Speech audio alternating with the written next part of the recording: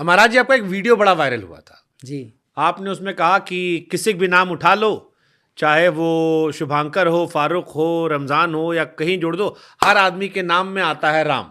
बिल्कुल। अब लोगों का दिमाग हो गया कंफ्यूज कि महाराज जी क्या कहती है, सिर्फ कहने के लिए कह दिए या इसके पीछे कोई लॉजिक वॉजिक है या सिर्फ ये भी मौज काटते हुए निकल गए? ना ना, मौज नहीं है ये, बिल्कुल सटीक है। बताइए किसके नाम पे निकाल के? जैसे हमारा नाम है शुभांकर, हमारा नाम है, हमारे नाम में 10 अक्षर है तो 10 अक्षर हैं। हाँ, तो गुणे 4 कर दीजिए, 40 हो गया। 40 हो गया। 40 में 5 जोड़ दीजिए, ठीक, 45। 45 में प्लस 45 और कर दीजिए, 90। 90 को 8 से भागित कर दीजिए, मतलब 11 8 88 होता है। 88, 89, 90, 2 अंक बचा, वो 2 है राम। नहीं तो ये जो जोड़े घटाए आप है, हाँ, ये कोई फॉर्मूला है या जय श्री राम? ना ना, अब फॉर्मूला ना होता हाँ, तो कैसे आप उस अंक तक पहुंचते? सबके अंक में, सबके नाम में राम निकलेगा। मतलब ये है कि इंटू 4 कर दो, फिर 5 जोड़ दो, फिर उसको डबल कर दो, फिर उसके बाद डिवाइड कर दो 8 से, यही है? 8 से भागित कर दो। कोई भी नाम, कोई भी नाम, चाहे 2 अक्षर का हो, 10 अक्षर का हो, किसी भी। कमेंट सेक्शन में सब अपना नाम जोड़ डालेंगे आप। हाँ हाँ वीडियो हाँ, अपना सारे नाम में जोड़ के। निकलेंगे। और ये गणित आप सीख भी लीजिए, सबको बताइए, आप इसी आधार पे खुद करिए। कि मतलब अपने नाम में 4 से गुणा कीजिए, बिल्कुल, उसके बाद 5 जोड़िए, 5 फिर जोड़िए, जितना है उसको डबल कर दीजिए, डबल कर दीजिए, और फिर उसके उसको बाद 8 से भागित। 8 से भाग दे दीजिए। अब चलिए सब अपना नाम करते रहे, हमारे नाम में तो निकल आया, तो हम तो खाली इतना कहेंगे जय श्री राम। जय श्री राम। मैं अयोध्या जी में रहा। हमारे पड़ोस में। हाँ, मैं अयोध्या जी में राम कथा पढ़ने वहीं गया। हम्म तो मैंने अपनी आंखों से देखा कि वहां पे मधुकरिया संत रहते हैं। मधुकरिया समझते हैं? जो भिक्षा मांग कर लाते हैं और सरयू जी के किनारे दूर जंगलों में वो रोटी खा के अपना भजन करते हैं। और मैंने खुद देखा कि वो संत ना शाम होते ही कनक भवन जाते हैं। आप कनक भवन तो जानते हैं? कनक भवन जाएंगे और कनक भवन भगवान के ठीक सामने वो बड़े बड़े वो नहीं दरवाजा, उसमें सामने खड़े हो जाएंगे से टिक के, और घंटों तक वो भगवान को देख के ना रोते रहते हैं। वो जहाँ खड़े होंगे आप नीचे देखेंगे तो पूरा फर्श गीला हो जाता है। वो एक साधना है प्रभु से प्रेम की। क्या चाहते हैं वो? रोटियां मांग के ले आते हैं, खा के अपना भजन करते हैं और भगवान की याद में रोते हैं कि प्रभु कब दर्शन दोगे। क्या यूं ही जीवन गुजर जाएगा हमारा आपके बिना?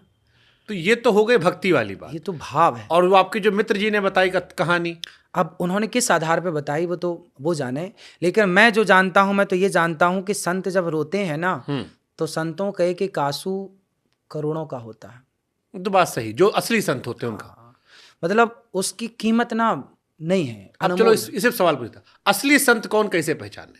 आजकल तो हर आदमी कहता है हमसे बेहतर कोई है ये नहीं। जो सबका दास बन के रहे, सबसे छोटा बन के। हनुमान जी लंका गए ना तो क्या बड़े बन के गए? मसक समान रूप कपिधरी अति लघु रूप पवन सुत लीन्हा, छोटे से बनकर गए। जो सदा अपने आप को छोटा रखे, मैं बड़ा नहीं हूं, मैं छोटा हूं, जो छोटा बन के रहे, छोटा रखे अपने आप को, वही संत है। महाराज जी कहे कि हनुमान जी लंका गए तो जला दिए, सारा सोना बह गया समुद्र में। हाँ। लोग कहे भाई इसका क्या लॉजिक था, थोड़ा पूछ लीजिएगा महाराज जी से। भाई आप बताइए सोना जलता है कि नहीं? हाँ, लेकिन तो लोग भी जल जाते ना महाराज जी। अगर पूरी लंका सोने की थी, पूरा लंका जल के, तो आदमी भी जल जाते। नहीं नहीं, आदमी तो दूर खड़े हो गए। जब लंका में आग लगी, घर में आग लगी तो लोग सड़क में खड़े हो जाएंगे। अभी तो सड़क में खड़े हो जाएंगे। क्या मैदान नहीं था? क्या पार्क नहीं था वहां पे? बड़े बड़े मैदान। कंस ने जो लंका बनाई, कोई सामान उसका वर्णन आता है? तो मतलब समंदर में जा खोजे तो मिल जाएगा सारा सोना? नहीं, मिल जाएगा, वो बात नहीं है, पर सोना अधिक ताप में पिघल जाता है। ये तो बात सही है ना? अब जब लिखा है कि पूंछ से हनुमान जी ने लंका जलाई, ये तो आपने सुनी हो, पढ़ा है, सुना है खूब। फिर तो क्या ये लंका जलाना, क्या ये हंसी? लंका जार सिया सुधलाए। क्या ये लंका जलाने का जो प्रसंग तुलसीदास जी ने लिखा है, क्या ये हंसी मजाक का है? यदि लिखा है तो सही होगा, तब तो तुलसीदास जी ने लिखा है। तुलसीदास जी ने यहीं तक लिखा था ना, उसके आगे वाला जो आप बताए उस पर सवाल पूछे लोग।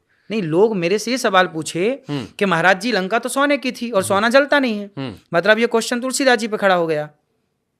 लंका जारी सिया सुधिलाई, तो लंका जब जारी तब ना लिखा कि लंका जारी, मतलब लंका जली।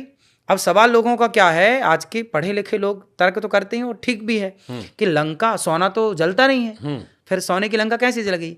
भाई सोना जलता है अधिक ताप हाँ, में, पिघल जाता है। पिघलता भी है। और आप देखिए जब ज्वालामुखी फटता है तो पत्थर पिघलता है कि नहीं? ज्वालामुखी की जब लावे निकलते हैं तो क्या नहीं पिघलता वहां, और क्या नहीं जलता। वहां पे जब अधिक ताप होगा तो सोना भी जलेगा, पिघल जाएगा। तो वहां तुलसीदास जी ने जो लिखा है कि लंका जार सिया सुधिलाई, तो जब लिखा है तो जला होगा, इसलिए तो लिखा है। ठीक, हम वो भी मान लेते हैं।